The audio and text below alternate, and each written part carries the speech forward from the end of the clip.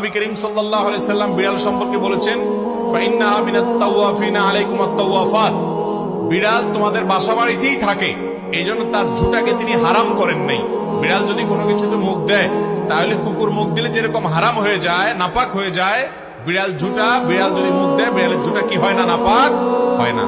এইজন্য বিড়াল পালা জায়েজ আছে, বিশেষ করে ইঁদুরের উপদ্রব থেকে বাঁচার জন্য, কিংবা এমনি আদর করে আপনি বিড়াল পালেন, কোনো অসুবিধা নাই।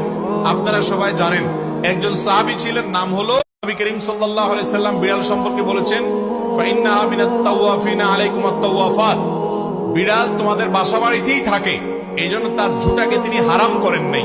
বিড়াল যদি কোনো কিছুতে মুখ দেয়, তাহলে কুকুর মুখ দিলে যেরকম হারাম হয়ে যায়, নাপাক হয়ে যায়, বিড়াল যদি মুখ দেয়, বিড়ালের ঝুঁটা কি হয় না, নাপাক হয় না। এইজন্য বিড়াল পালা জায়েজ আছে, বিশেষ করে ইঁদুরের উপদ্রব থেকে বাঁচার জন্য, কিংবা এমনি আদর করে আপনি বিড়াল পালেন, কোনো অসুবিধা নাই।